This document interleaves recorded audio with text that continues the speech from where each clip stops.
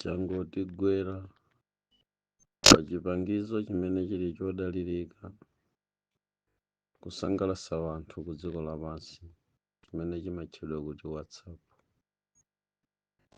Pali alendo amene angofika kumene tsopano alibe nthawi yayitali. Mulendoyi ndi chizindikiro cha Satana Mdierekezi, satanic symbol imene imatchedwa kuti Hello Satan, the sign of blasphemer.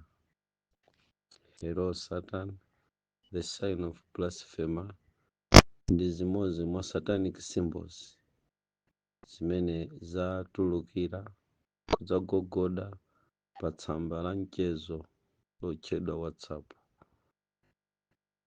Tikayang'ana munzera umene timadiniramo meseji koyambirira kwenikweniko mupeza pamene pali mawu akuti meseji, mbuyo kwa emuko kumene kuli koyambirira kuli kamutu ka munthu kokhala ndi maso, pakamwa pali pambali, mutu ukhala ngati ndi wopotoka.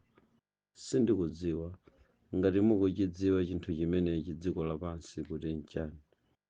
Ndi mulendo wangotipeza kumene amatchedwa kuti Hello Satan, blasphemer of Satan. Ni nkhani yosautsa kwambiri masiku akumapeto ano. Kalipo kanthawi kena ndidafotokozerapo kuti kusintha kwa manambala amafoni kumene kukuchitika, kumene zifukwa zake amatipasa kuti chifukwa cha kusintha kwa ndondomeko za mayendetsedwe amphamvu zimene timalandira malingana ndi masatellite, pamayenera kusintha manambala kapena kudzadza kwa manambala ku dziko kumasinthanso manambala amene timagwiritsa ntchito foni. Iwo amanena chifukwa chimenechi, koma ndidanena kuti 80 oyambirira wapa nambala ya foni tili ndi 9, koma kumbuyo kwake kwa 9 kalenkale kunkakhalanso 9 nzake. Titasintha kubwera pa 9 tidayika 8, kuchosa 8 makampani ambiri agwiritsa ntchito 08 ameneyo kumuyikira manambala ena. Manambala ena akhala ndi 808 mmodzi, ena maita awiri, ena 099 mmodzi. Kasinthasintha ameneyo sanangokhala kuti amachitikira panja pokha kuti inu ndi ine tione. Pali zifukwa zimene iwowa amapereka kuti zimene zizisinthe. Koma tsopano ndimati munyamule chipangizo chanu m'manja chotchedwa foni, ndi tsopano tiyambe kuonera limodzi. Ndikuti tikapita pamene timalembera mameseji tipeza kuti kumbuyoko kuli kamutu kamene kali pambali, kasayinika kangosinthidwa, kangaoneke kakang'ono kwambiri m'maso mwanu mpingo, koma kali ndi zotanthauza zazikulu kwambiri zochitira chipongwe anthu amene akugwiritsa ntchitoyo. Zinalibe kanthu ndi achaini ake a dziko lapansi ndiponso osawakhuza chaina ake a dziko lapansi, koma ifeyo ana achikhulupiriro amene timayuza chipangizo chimenechi chotchedwa foni, makamakaso pa mapeji awawa amene timatsegula otchedwa kuti WhatsApp, TikTok, YouTube ndi zinzawo. Zakhala uthenga zapezetsa mwayi Satana kuyikapo uthenga wake, komanso kudzalamo mphamvu zake podziwa kuchuluka kwa chiwerengero chimene chikugwiritsa ntchito, komanso kusasala kwa chinthuchi kwa achikhulupiriro amene sakuchisala chinthu chotchedwa foni kapena WhatsApp. Choncho chilichonse chimene chikuthamangiridwa Satana amayiyesa platform yabwino yokakwerapo. Lero tikulandira chipongwe. Hello Satan, the head of blasphemer. Taiona ikuonekera. Mukamva kuti kamwa ili pambali ku chipembedzo cha Satana ndi chizindikiro cha chipongwe. Mukamva kuti kamwa ili pambali ndi chizindikiro cha chipongwe kapena kuti mwano umene umachitiridwa ndi amene iweyo umandalira. Tsono inu ndi ine amene tikugwiritsa ntchito foni timadalira Mulungu. Nde uwu ndi mwano umene akuti ife amene timandalirayo timakhala kuti pamene tikumuchitira chipongwe kamwa ikakhala pambali. Ndifuna ndingonena za saini yokhayi imene tikuiona kuti kamwa ili kumbali ndi maso ake komanso mutu wooneka ngati wangochitidwa ngati kachiboliboli chabe. Mukukumbukira m'mbuyomu kuti chizindikiro chimenechi sichidali choncho. Lero ngati mulibe chidwi muona kuti kachinthu kameneka kangotipeza kumene, ndiye ndibwereze kuti talandira alendo ku dziko komanso talandira alendo pa social media, alendo achizindikiro cha Satana mdierekezi. Kodi zimenezi zimakhala kuti zikulengeza chani kwa ana Mulungu? Ine poyamba ndipereke chenjezo pamene tikupita ku masiku akumapeto.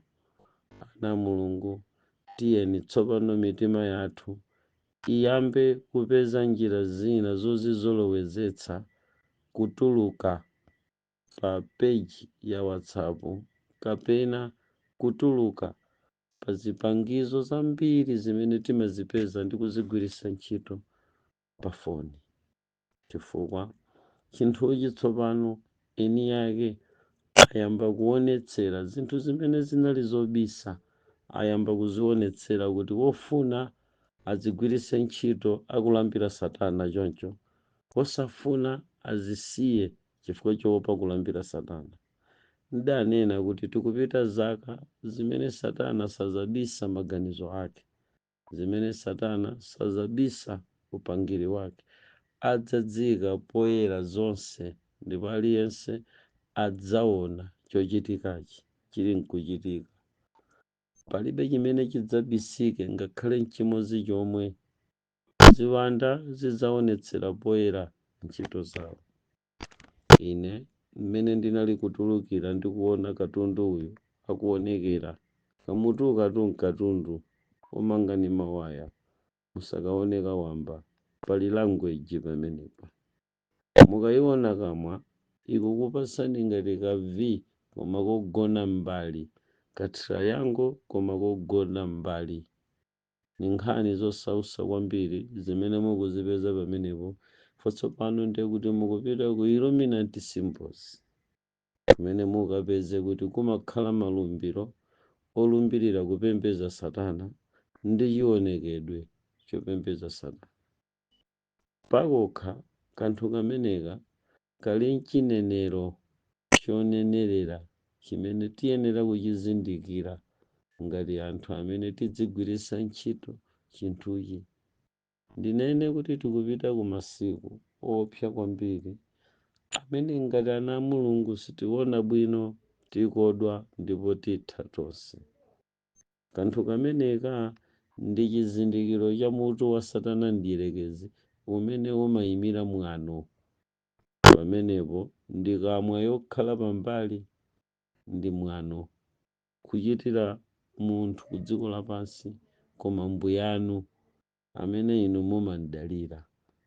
Ndiye ndimafuna kuti ndiyambiretu kuchenjeza kuti kutsogoloku mpofunika ana Mulungu tipeze njira zina kuti zipangizo izi tizisiye. Komanso ngakhale ine nditapanda kunena kuti tikupita kumalo kumene foni tizasiya osagwiritsanso ntchito. Olo nditapanda kunena koma zinthu tsopano zimene zidzituluka ma-satanic symbols amene adzituluka pa WhatsApp pa adzakupangani nokha kusiya kugwiritsa ntchito foni imeneyi. Muzizaona zizindikiro zosiyanasiyana zikuchitika pamenepa. Mukachoka pa mawu amenewa kapena pakachiboliboli kameneka mupita pakatipa mupeza kuti pali mbee, koma mukamapita kumanzereku mupeza pali kapini kamazungulira ngati kapini kopinira ndalama. Ineyo ndili ni funso kuti kodi kameneka mukukadziwa? Mukakayang'ana ndi chidwi mupeza kuti mmene amasintha kusintha kamutu kokhala ndi kamwa pambalika kameneka kaso akazondotsa. Amene munkayang'ana ndi chidwi kameneka kadayang'ana pansi sikadayang'ane mmwamba, koma lero akazondotsa chifukwa tili mu new season ya chipembedzo cha Satana. Ndi ma languages amene mukuwapeza pamene papapo. Ndikusiyireni kamera komanso ndikusiyireni ako kamene kamakhala ngati kaduwa kali mdzanjako ngati katochi kamazungulira ku blakika kamene timadina kupititsa mmwamba tikamapanga recording. Kameneko kamene sikadasinthidwe kali mmene kanalilimo, koma pamene asintha ndi kamutuka komanso kapinika. Kapini kameneka kadayang'ana m'musi koma lero akatembenuza. Kodi kakayang'ana mmwamba chonchi kamakhala kuti kakunena chani? Kameneka kakusimikizira kusintha kwa nyengo. Imakhala kusintha kwa nyengo malinga ndi dongosolo la chipembedzo cha Satana. Tikati kusintha kwa nyengo tikutanthauza kuti anthu munali muzochita zina zimene mumachita chifukwa cha sizoniyo, ndiye mwamaliza mukulowa sizoni ina, saini yake imakhala imeneyi. Ndibwereze kuchipembedzo cha Satana, mukachoka rain season kuti mukufuna kulowa nthawi ya mphepo, mumakhala kuti mukulowa nyengo ina. Mukapita kuma satanic temples mumakapeza kuti masaini amene amakhala mu temple amatha kuatembenuza kapena kuazondotsa kapena kungoagoneka chifukwa chakuti mukupita nyengo ina. Mukamakachoka nyengo yotentha yozizira kupita nyengo yotentha amakasinthanso chifukwa amakhala kuti akulemekeza momatsata chilengedwe chimene chikuyenda ku dziko lapansi. Musayiwale kuti chipembedzo cha Satana chimayendanso ndi milungu ya zachilengedwe, ndiye kumakhala kuchitira ulemu nthawi ya mvula mulungu wa mvula, kuchitira ulemu mphepo mulungu wa mphepo, kuchitira ulemu dzuwa mulungu wa dzuwa. Ndi amasintha kuti mukupita kusaini ku sizoni ina. Na mukamalowa pa main entrance mumapeza pini amene mukumpeza pamene papayo atakhala mu nyengo yogwirizana ndi nyengo imene muli mwachisanzo. Mukampeza kuti wazondoka pini ameneyi koma wayang'ana pansi, kamene mukukaona kozungulira kamusanapite pa kamera koma kayang'ana pansi, kusaini ku chipembedzo cha Satana ndiye kuti mumakhala kuti mukuchoka nthawi ya dzuwa mukukalowa nthawi ya mvula. Tilekeze ngati mukuchoka Oktoba, Novemba, mumapeza kuti kamene kakasintha. Now kamayenda choncho kolingananso ndi madepartment ndi madera amene amakhala kuti ali m'manja mwa Satana. Ndi pa social media pa kanthu kameneka sikadayambe kaonekapo kogona ayi, koma akati akatembenuza amangotembenuza konse kuyang'ana pansi. Lerolo kameneka kayang'ana mmwamba. Kakayang'ana mmwamba kakukupasani chizindikiro chakusintha kwa nthawi, kuti mwachoka sizoni ina mukukayambana ndi sizoni ina, ndi kameneka kamasintha. Sono musayiwale kunena kuti dziko lonse lapansi likupita kokalemekeza mulungu wa technology amene amamutcha kuti GodTech. Zinthu zambiri zikusintha. Musayiwale kuti tikuyenda mu nyengo imene tikuyenda kusintha kwa zinthu. Lerolo zinthu zikupita zikasintha kusinthira kwina kwache. Sono sindikudziwa kuti chimene ndikunena mukuchimva kapena sichikumveka bwino. Madzulo ano mphindi zanga 15 ndalankhulazi, ndasala pang'ono kumaliza chenjezoli. Ndikukuchenjezani zochitika zimene zikuoneka pa WhatsApp kuti talandira alendo ameneyo amamutcha kuti halo Satan. Kamutu mukukaonako malingana ndi ndondomeko za ma satanic sign. Halo Satan amene mukumuona pamene popoyo. Mpingo wa Mulungu, the word halo ndi nkhani yaitali kwambiri. Kodi nchichewa halo? Kodi nchingerezi halo? Kodi halo ndi ndani? Ndidafunsaponso funso limeneli tsiku lina lake ndanena kuti halo is a satanic language. Ngati sindinanene mumve pano, halo is a satanic language. Mumakokerera ndi chinenero cha Chinowati chimene amalankhula ma Aztecians. Ma Azteki ndamwenye amene amapezeka kumadzulo kwa Mexico, amene ndachaini yacha aguwa lansembe la mavampire. Choncho mukaona the word halo mumakayipeza ku mavampire temple. Mukafika kumeneko mukamva mawu akuti halo mchingerezi amangofuna kutanthauza kuti when the vampire comes for you, amatanthauza kuti halo, kapena tinene kuti ngati muli ku chinenero cha Satana, makamaka ngati muli ku Aztec temple kuja ndimanena kuti ine ndapitako kukapereka nsembe katatu. Mukafika mmene mungati mukuchita greeting, mukugiritana, mukupasana moni, mukulandirana, mukanena kuti halo is a satanic language, koma ndi Chinowati. Mbali ina ya chinenero cha Chinowati chimene sichipezeka chimakhalanso ngati mwambi. Ku Chinowatiko ndiye chimenechi chimalamulira kuguwa lansembe la Azteki, koma chimachokera ku mavampire, kapena kuti ndi language ya ku mavampire. Ndanena tsiku lina dzanali kuti department iliyonse ili ndi language yawo. Asilikali ali ndi language yawo, achipatala ali ndi language yawo, datero.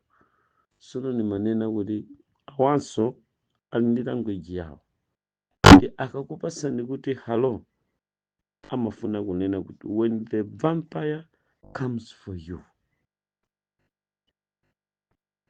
Ma vampire akabwera kwa inu, chotanthauziracho kuchibweresa mchingerezi chimafunikanso chikhale ndi kufotokozera in a calculated statement. The word when the vampire comes for you, mumafunika kuti munyeme kuti kodi amatanthauza yani. Ndi mpani wa chizungu wa chinenero, ndi mpani wa maopsa amene amatanthauza kubwera kwa mavampire pa chinthu china chake wa iwe. Umakhala kuti wachitidwa visit ndi mavampire. Komanso ndi chenjezo, mavampire akadzabwera kwa inu, ndi kumene kulikonse kumene mumatchula mavampire mumakhala kuti mwalowa mu business za ufiti zodyana kapena usakazana. So pano kamutu mukukaona pamene papaka ngati muli kuguwa lansembe la Azteki, ndi kuti chimenecho ndi chinenero when the vampire comes for you. Mwanjira ina mavampire abwerera inuyo. Tione zinthu, tione kubalalika, tione kupanikizika kwa nzika, tione kutheratu kwa nzeru za munthu zimene zichite drain out pamene tikugwiritsa ntchito ma facilities ena amene amapezeka pa foni monga ngati WhatsApp iyi achitenga kukhala chinthu tsopano cha mtengo wake wapatali kwa iwowo, chowonongera kapena kuopsezera kapena kutumizirira mauthenga, the connectivity between the demons and the human being ayisankha. Tsopano lero atipasira hello Satana, when the vampire comes for you.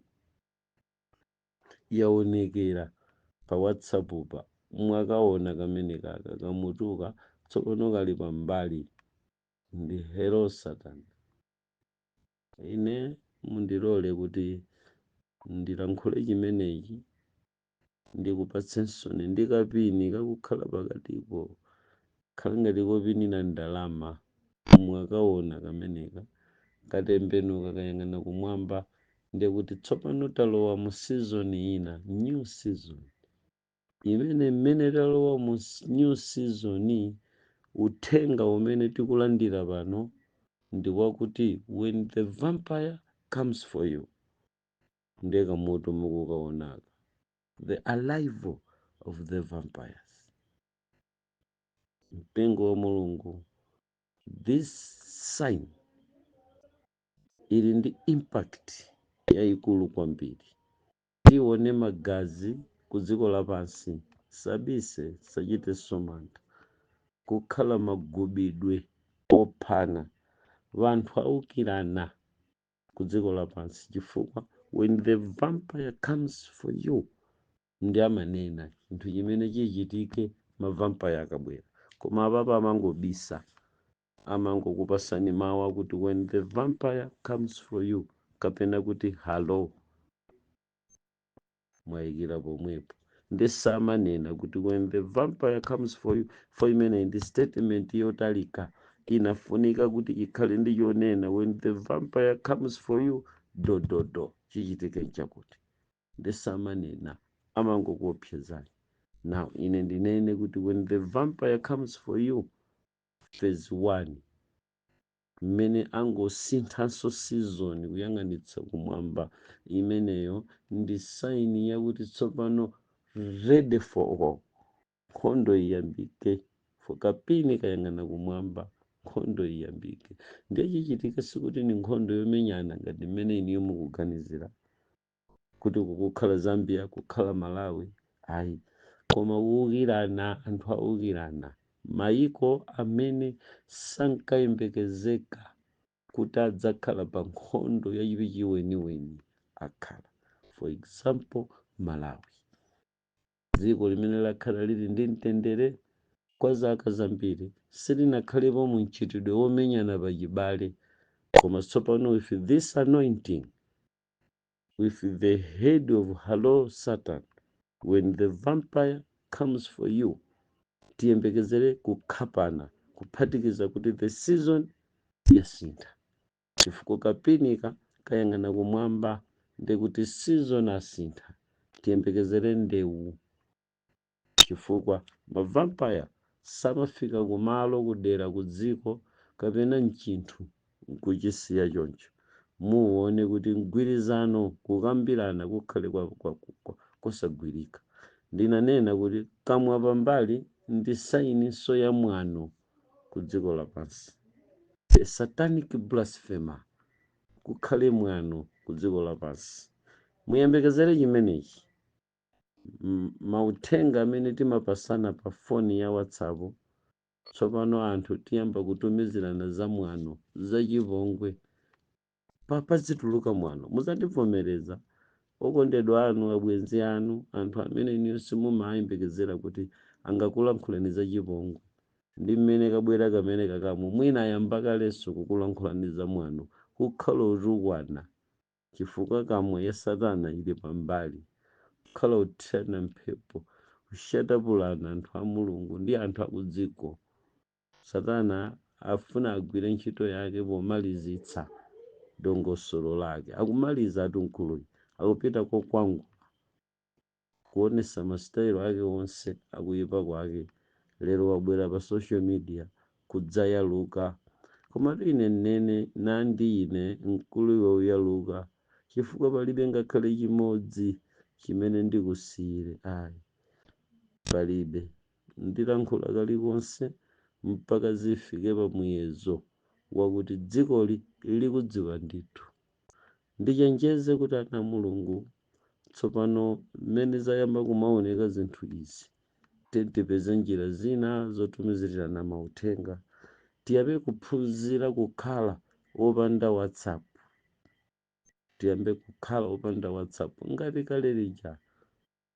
Komanso tiyeni tsopano tiyambe kuzindikira kuti pali mawu ena amene akhristu sitiyenera kumatchula, ngakhale kuti kukamwa kunazolowera, tonse tinazolowera kuti munthu amve. Mukati khrikhri kwatwa ipo kuti ine ndimve msanga ndiye ngunena kuti halo, koma halo nchichewa. Mukayang'ana nzathu amene anazama chinthu chimenechi samapanga mwachisanzo, mudzamuyimbire msilamu foni, sazakuyankhani kuti halo, amakuyankhani kuti walaikum salam, salamu alaikum shehe, kungomuyimbira gru gru gru gru gru gru gru. Akayigwira foni kuti wadina di amati salamu alaikum. Zawozo avana bambo, ndikuwuzeni kuti chilungamo chanu ngati sichizaposa chalembi ndi Afarisi, kumwamba sitidzalowa. Wayi msilamu amamuthawa halo? Ni nkhani yosausa kwambiri. Mukapeza kuti ndi zinenero zambiri zimene zimakana kugwiritsa ntchito malo mwawo kuti halo, makamaka zikhulupiriro ndi zikhalidwe zimene ndi zipembedzo pa zokha zimadziwa kuti the word hello it's a pagan word, ndi cha mitundu. Anthu opembedza mafano ndi amene amagwiritsa ntchito mawu amenewo. Koma izizi timachitira muja kuti tonse takulira momo, lilime lidapindika. Ngakhalira ine kumene mukati asogolera basi ndibe china choti ine ndiyankhe kuti inenso mumve, ndimangonena kuti halo imweyo chifukwa inu munazolowera halo. Ngakhale lero ntasiya ndimayesesa, ndi ndazilongo anga ena amene timamvana, akandiyimbira ndimangofikira kuti yesi chemwali samwene m'bale wanga, sikawiri kawiri kuyankha halo, muzandionetsese kawiri kawiri ndimamuthawa, ndikakumbukira ndimathawa, ndayiwala ndimamtchula by mistake halo. Koma kwambiri ine muzandimve mukandiyimbira foni, sindikonda kuti halo. Mwina ndimangofikira kuti chemwali, ndikapeza kuti isi chemwali dzimawu dzikudzukulu iyi ndabanda, nayiwala kuti nene kuti yesi m'bale wanga banda pafoni paja. Ndimayesesa kutero chifukwa tiye tiziphunzira kusintha zinthu zimene tinazikakamira kwa nthawi yayitali. Lero ndimati ningokuphunzitsani ndikukudziwitsani kuti the word hello it's a satanic word. Kaya tinayika mchizungu mwina tikati hello it's the link button ya communication. To whom you connect. Mukati hello mukuchita kumakauti mukuchita connect ndi ndani, mukapeza kuti mwatsegula ma wave akuti china chilichonse chimene muchilandira siza Mulungu zokha komanso ngakhale za dziko muzilandira. Ndi chifukwa chake ndi mawu akuti halo, tinapereka kufewa kwa mtima pakalandiridwe ka zinthu zoyipa. Mukapanga kafukufuku kuchokera nthawi imene kwabwera selufoni yachidina ku Malawi,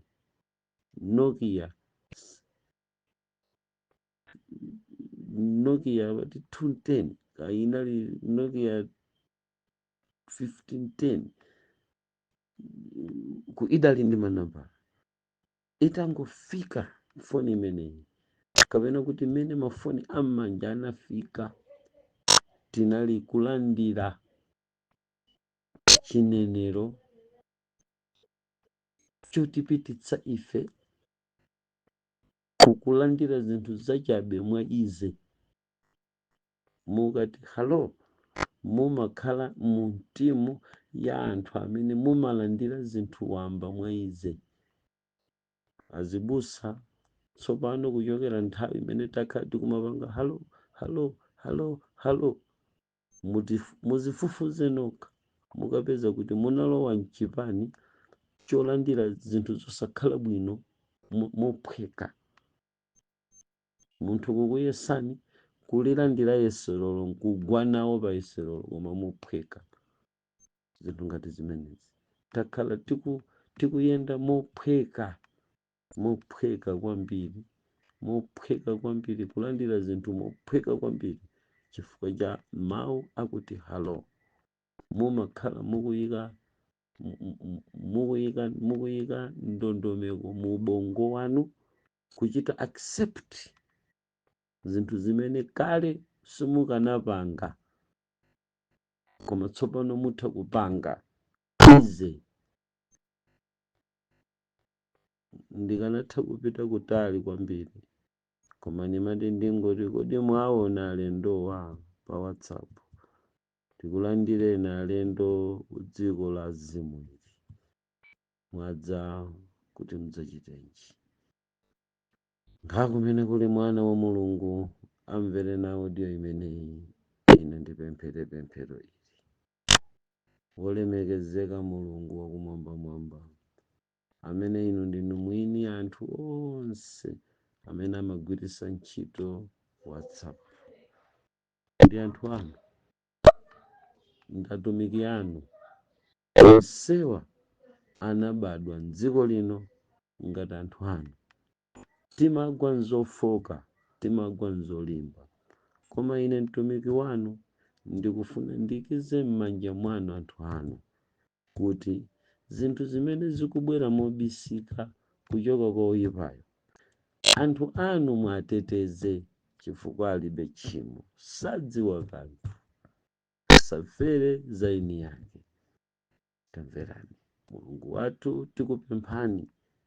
Anthu anu timagwiritsa ntchito WhatsApp koma taonani tsopano mitu ya Satana ndiyerekezi yayamba kubwera pa chipangizo chicha kuti ife aufuna kukatipembezesa Satana motikakamiza.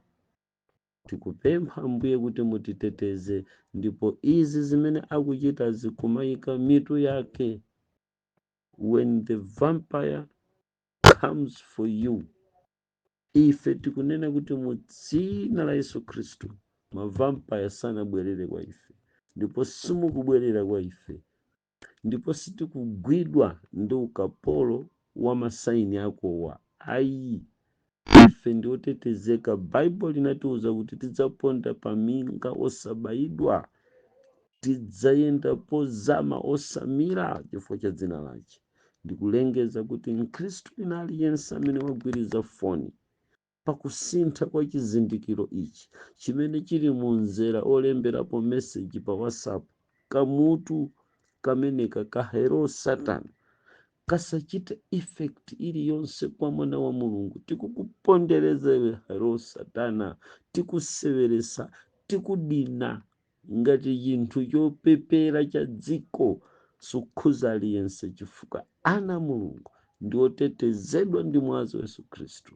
Inetu mwazi umene munakesa pa mtanda Ambuye ndikudalira kuti unteteza wina aliyense, ndipo uyuyu ndiolephera achite manyazi mpaka samuse yekha achokepo hero Satan.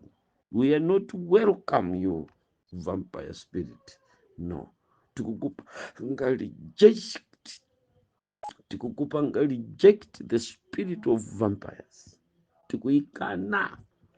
Ife sitimenyana, ife sitinamizana, ife sitichitirana mwano mu dzina la Yesu Khristu. Sikukhala kukangana, sikukhala mademo, sikukhala kukapana ndi uvampaya wako osutenga mwazi wa mtundu uliwonse pakati pa anthu amene amakhala pa WhatsApp. Sikutengapo kanthu. Pemphero ili likhuza wang'ono ngakhale wamkulu. Anthu ndiosalakwa sakudziwa kanthu, maso awo ndiotsekeka sakudziwa kanthu. ndiye tikunena kuti usadetse zipangizo zimene ana mulungu akuzigwiritsa ntchito.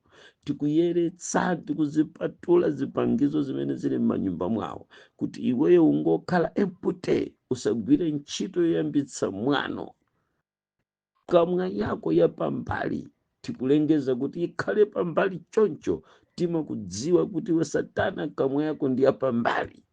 Kuyambira kale kamwa yako inakhala pambali, ndipo ndi upambali wa kamwa yako ife sitikuopa hayi.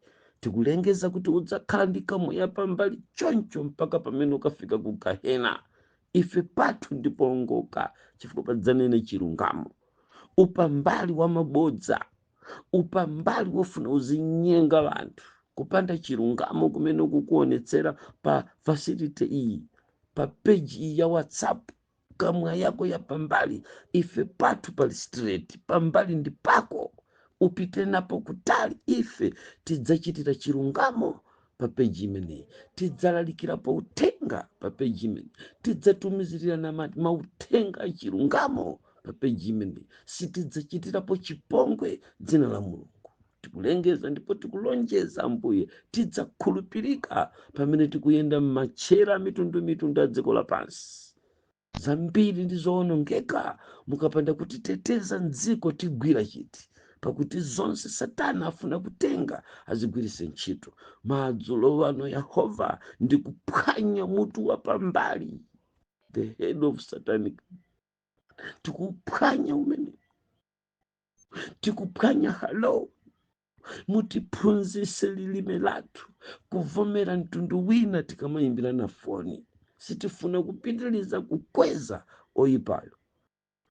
Ndili pano mtumiki wanu, mumve pemphero langa madzulo ano. Ndapemphera m'dzina la Yesu Khristu. Amen.